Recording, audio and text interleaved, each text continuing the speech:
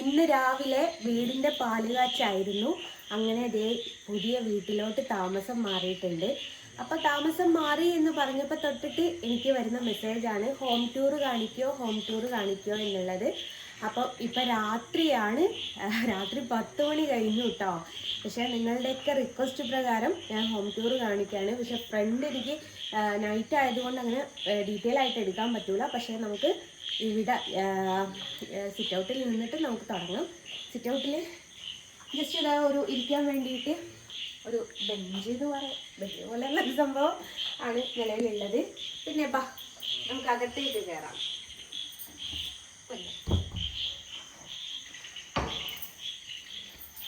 അകത്തേക്ക് കയറി കഴിഞ്ഞാൽ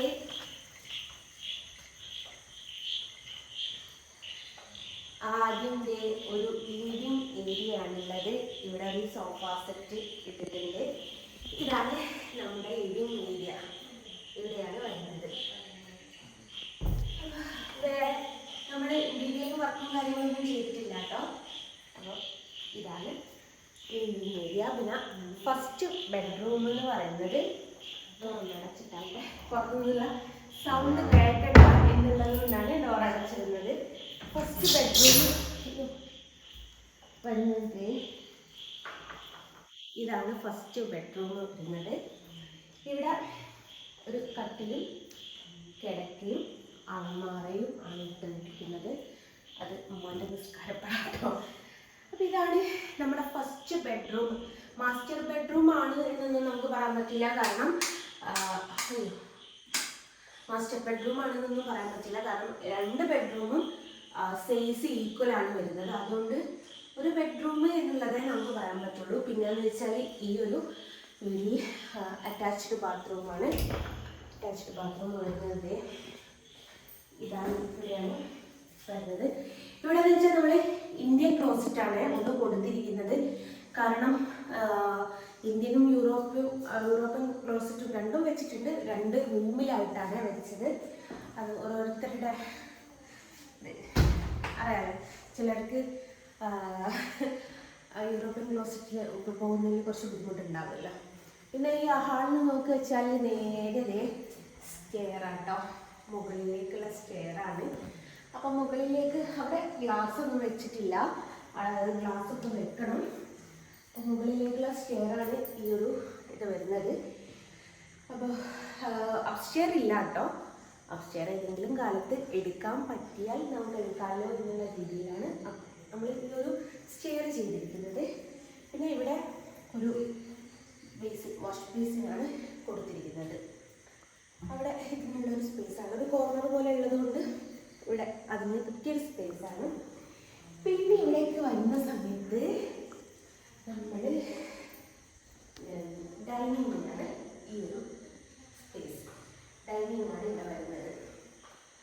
ഇവിടെ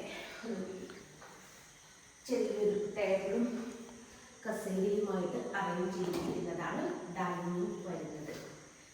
അങ്ങനെ നമ്മുടെ ഡൈനിങ്ങിൻ്റെ പിന്നെ വരുന്നത് നമ്മുടെ രണ്ടാമത്തെ റൂമാണ്. രണ്ടാമത്തെ റൂം വരുന്നത് ഇതാണ്. ഇവിടെ ഉള്ളത് കട്ടില്, കിടക്ക, അലമാറ, ഈ ഒരു സംഭവം തന്നെയാണ്. 2 റൂമിലും ഫാനും കേട്ടോ. ഇതാണ് ഈ ഒരു റൂമിൻ്റെ ഇത് വരുന്നത്. ഈ റൂമിൽ വരുന്ന അറ്റാച്ച്ഡ് ബാത്റൂം എന്ന് പറയുന്നത് ഇവിടെ ഞാൻ പറഞ്ഞല്ലോ അവിടെ ഇന്ത്യൻ ക്ലോസറ്റ് ആണെങ്കിൽ ഇവിടെ യൂറോപ്യൻ ക്ലോസറ്റാണ് വെച്ചത്. രണ്ടും 2 രീതിക്ക് വെച്ചതാണ്. അപ്പോൾ അങ്ങനെയാണ്. അപ്പോൾ ഇത് ഈ ഒരു റൂമിലെ വാഷ്റൂം. പിന്നെ വരുന്നത് ഒരു കിച്ചണാണ്.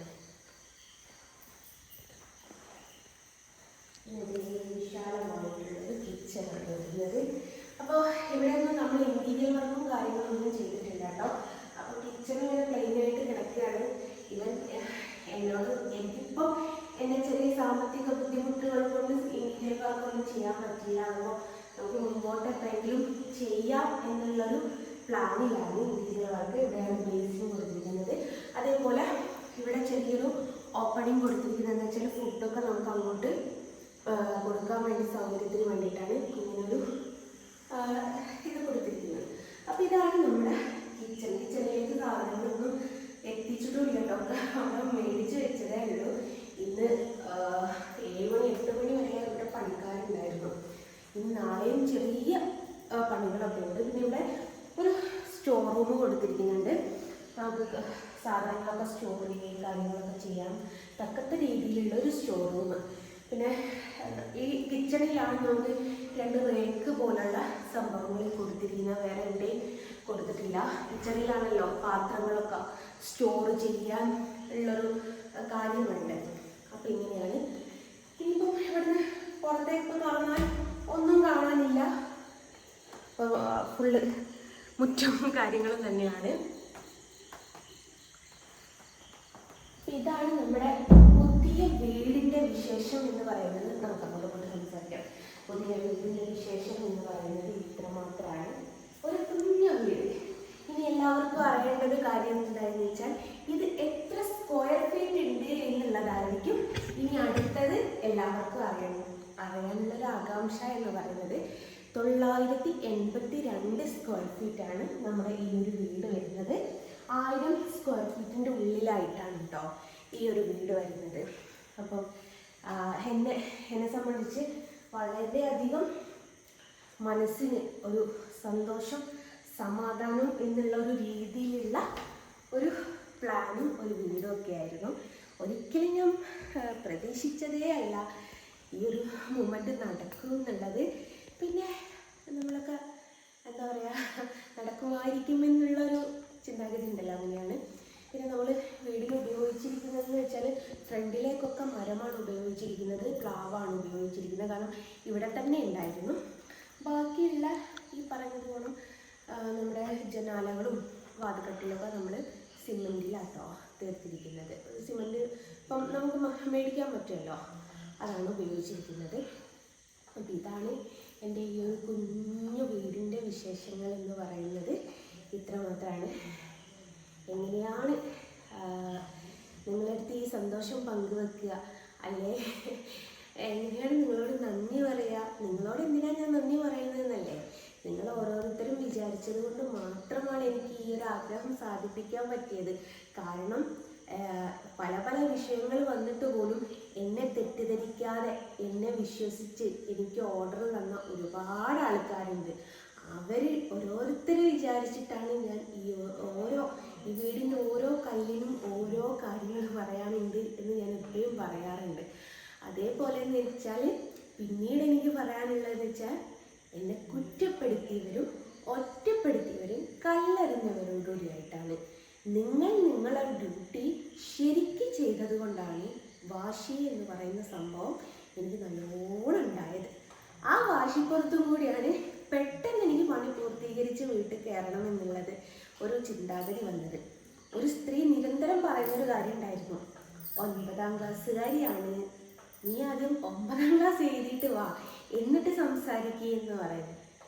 ആ സ്ത്രീയോടും സമൂഹത്തോടും എനിക്ക് പറയാനുള്ളത്, വെറും ഒരു 9ാം ക്ലാസ്സുകാരി തന്നെയാണ്, എന്നാൽ പോലും ആർക്കും എത്തിപ്പെടാൻ പറ്റാത്ത ഉയരങ്ങളെ എനിക്ക് കീഴടക്കാൻ പറ്റിയിട്ടുണ്ടെങ്കിലും വിചാരിച്ച സ്വപ്നങ്ങൾ സാധിക്കാൻ പറ്റിയിട്ടുണ്ടെങ്കിലും ആ 9ാം ക്ലാസ്സിനല്ല അവിടെ വില, ദൈവത്തിനാണ് അവിടെ വില.